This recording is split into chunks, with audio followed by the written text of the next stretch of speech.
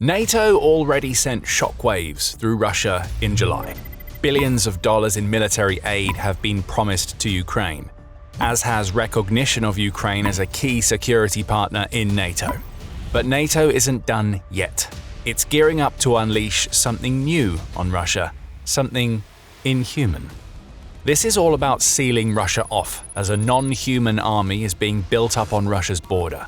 And it all comes down to a technology that Russia has yet to come even close to mastering: artificial intelligence. New documents seen by Business Insider reveal all.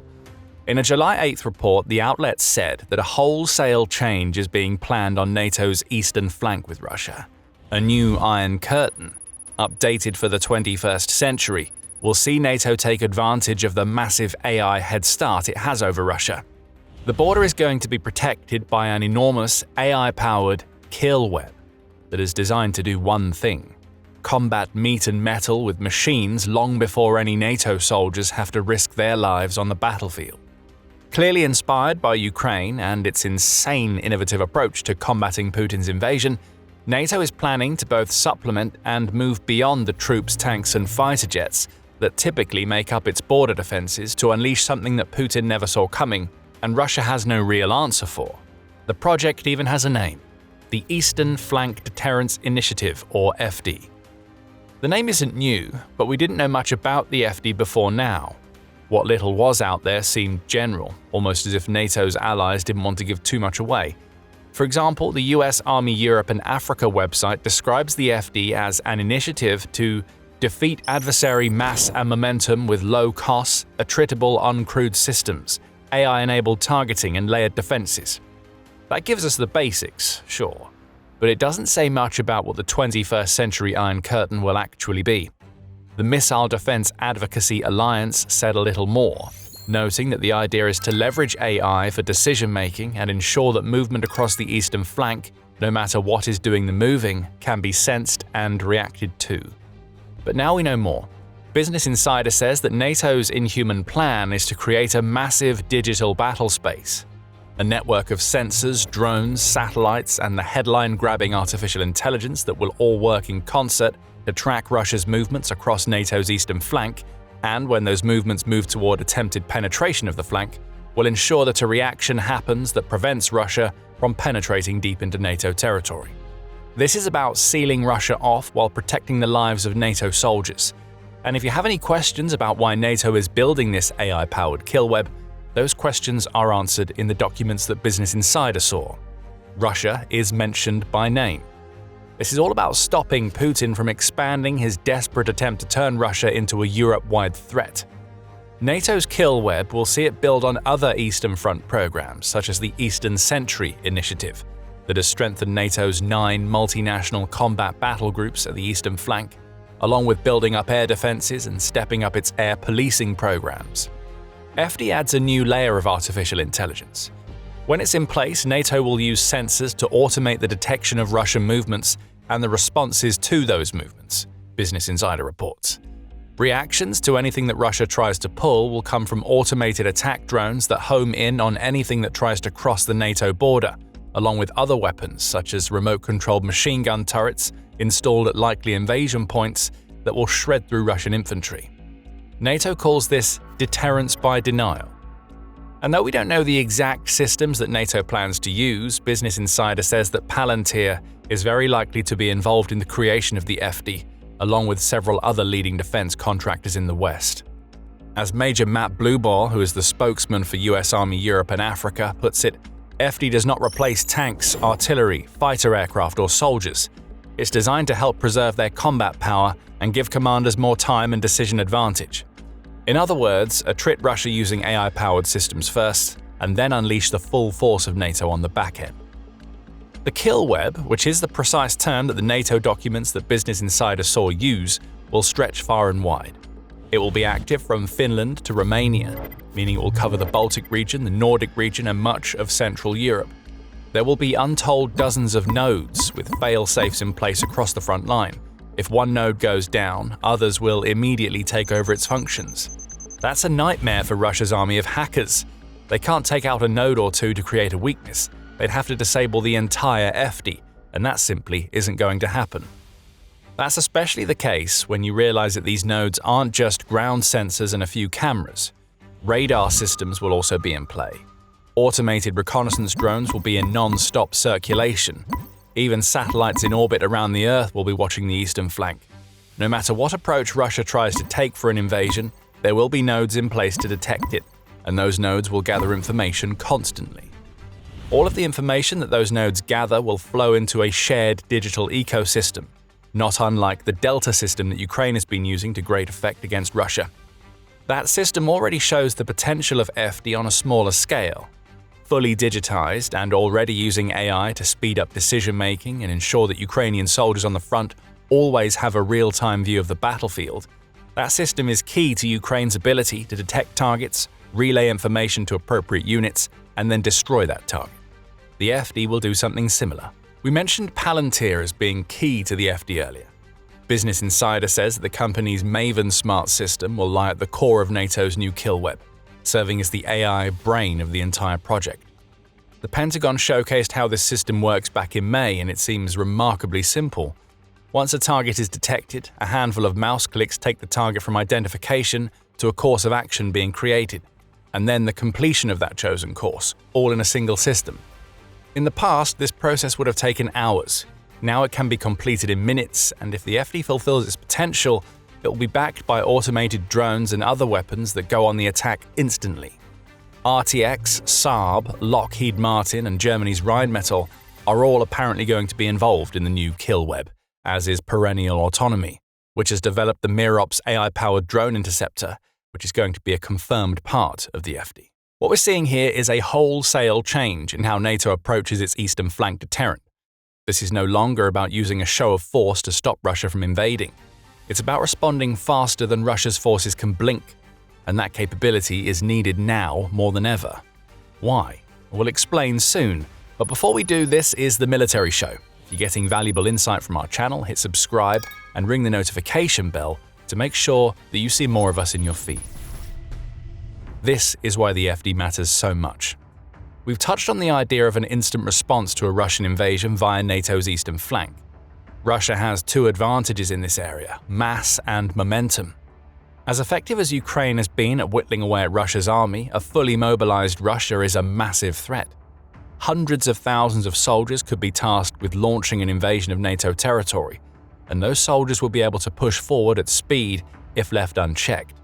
NATO has existing border defenses, of course, but the sheer mass involved in a fully fledged Russian invasion would overrun those defenses quickly if Putin fully commits. And that's what NATO is planning for here, a worst-case scenario. We mentioned the deterrence by denial principle earlier.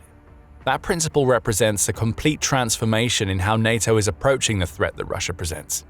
For decades prior, NATO has relied on deterrence by punishment.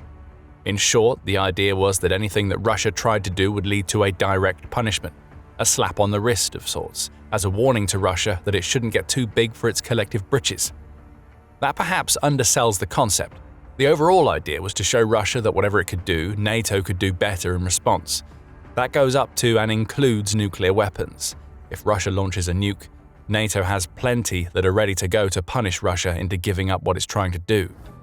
That approach has worked for most of NATO's existence. As many tensions have existed between NATO and Russia, especially during the Cold War era, Russia has stopped short of launching a full invasion of a NATO member's territory, precisely because it knew that punishment would follow.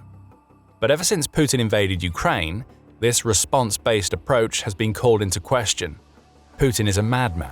He's shown that by the sheer number of sacrifices he's been willing to make to continue his invasion of Ukraine, especially when it comes to the blood of Russia's people. And NATO is watching what he does next very closely. The eastern flank has already been defended. The tanks, fighter jets, and troops we've already mentioned serve a specific role. Any territory that Russia might take in an invasion would be retaken, especially once NATO opened up its logistics and got more troops and equipment onto the front, eventually pushing Russia back to allow for liberation. Of course, there are two problems with this approach. First, it means engaging Russia in a direct fight, which leads to casualties and equipment losses. If Putin has shown us one thing in Ukraine, it's that he's willing to throw away the lives of soldiers and allow for billions of dollars in equipment losses just to claim small scraps of territory. Second, this approach relies on dealing with a leader who isn't hell-bent on creating a new world in his own vision.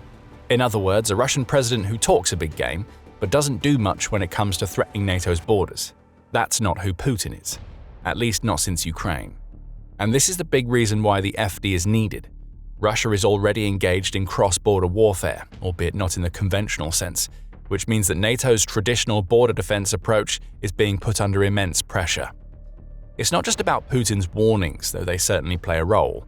Back in October 2025, Putin was claiming that European military buildups would force Russia to act, purposefully oblivious to the fact that these buildups are happening because of what Russia did in Ukraine.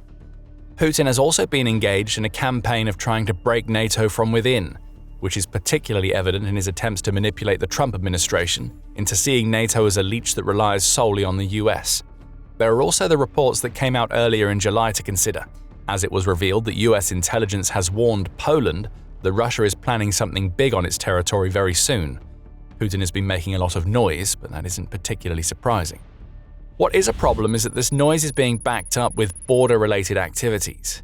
We're seeing Russia build infrastructure along its borders with the Baltic and Nordic nations.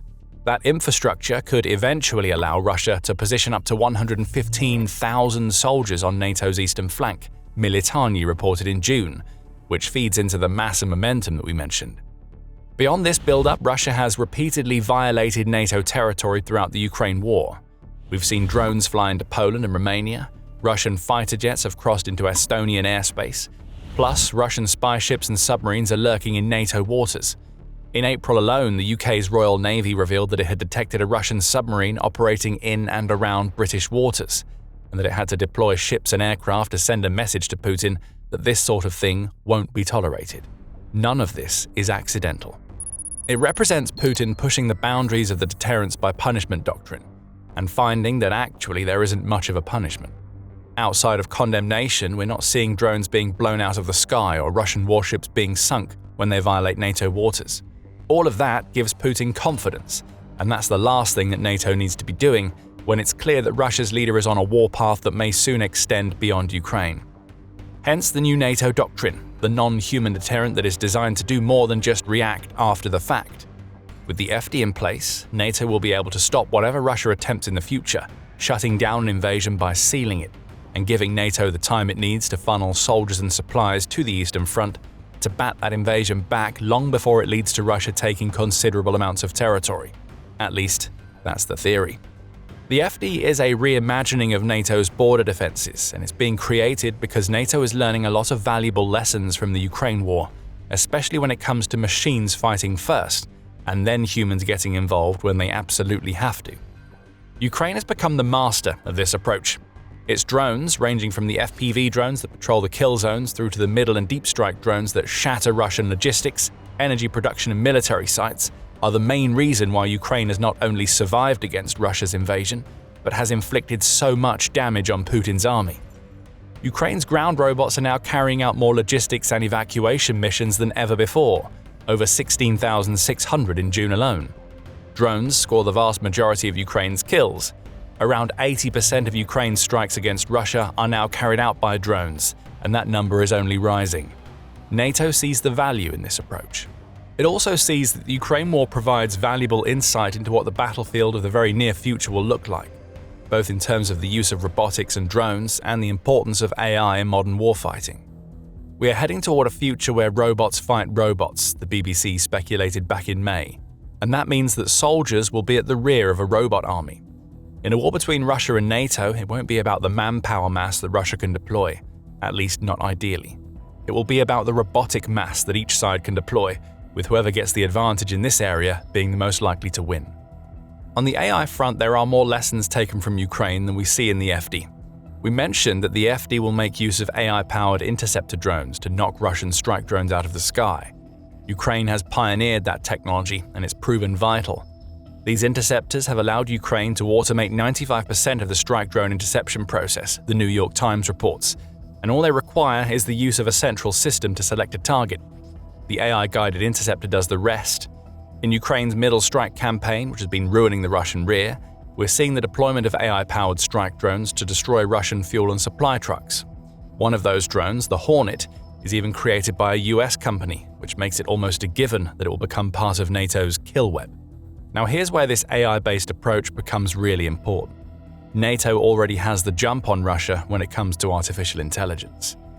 While it may not be accurate to call Putin an AI skeptic, he is definitely a technophobe who struggles to get out of the Cold War-era mindset that has clearly influenced his war in Ukraine. That's according to UNN, which says that Putin's fear of modern technologies has resulted in Russia lagging a long way behind the West and China when it comes to AI technology. The outlet cites a study conducted by Stanford University which ranked Russia 28th out of 36 countries based on the power of their AI industries back in January. Bear in mind that Russia has the clear incentive of the Ukraine war to motivate Putin to back AI, and he still isn't doing it. According to a Jamestown Foundation piece from January, Russia is likely 3 to 5 years behind the West and China when it comes to AI development. It's not just Putin's paranoia that holds Russia back on the AI front either. In a June 18th piece, Time magazine pointed out that even if Russia wants to achieve AI sovereignty, it will have a mammoth task on its hands, or should we say, a microscopic task. Chips lie at the heart of everything to do with AI, and Russia doesn't have the ability to manufacture the chips that it needs to become a world leader in the sector. Even as Russia opens new AI faculties at Moscow State University and waives course fees to educate students in AI as best it can, Putin's desperate need for control will hold Russia back. Time highlights how Putin's paranoia is crippling Russia on the AI front. Russian AI models have to respect Russian spiritual and moral values, whatever that means. Add that vague requirement to the chip problem, as Russia can only source the chips it needs from a shadow market that acts as a stop-start funnel to send American-made chips into the country, and it's clear that Russia is going to stay well behind NATO-aligned nations and Ukraine when it comes to AI. All of this matters in the context of the EFDI, because it means that NATO has a massive head start on Russia. If mass and momentum are Russia's advantages in an upcoming war against NATO, technology, innovation, and this AI head start are what NATO brings to the table. The EFDI is the crystallization of that advantage, an inhuman wall of nodes and automated systems that will make it very clear what will happen to any Russian soldier or piece of equipment that steps over the line into NATO territory. They die. So do whatever follows them. And it will all happen because paranoid Putin is so convinced that his antiquated tactics can work that he has allowed Russia to fall well behind in AI, even as he fights the war that has brought AI to the forefront. Still, Putin will be desperate enough to try to push for a war against NATO, even with the EFDI in place. He has to. With the Ukraine war failing, Putin is facing perilous questions about his leadership at home. He has also crippled Russia as a geopolitical power. For Russia's leader, a new fight against a larger enemy than it currently faces could be the only way for him to maintain his grip on power. But why has that grip started to falter in the first place? We break it all down in our video, where we reveal that Russia faces something even worse than defeat in Ukraine. Check out that video and then subscribe to the Military Show to make sure that you never miss any of our analysis of NATO's evolving approach to dealing with the Russian threat. And thank you, as always, for watching.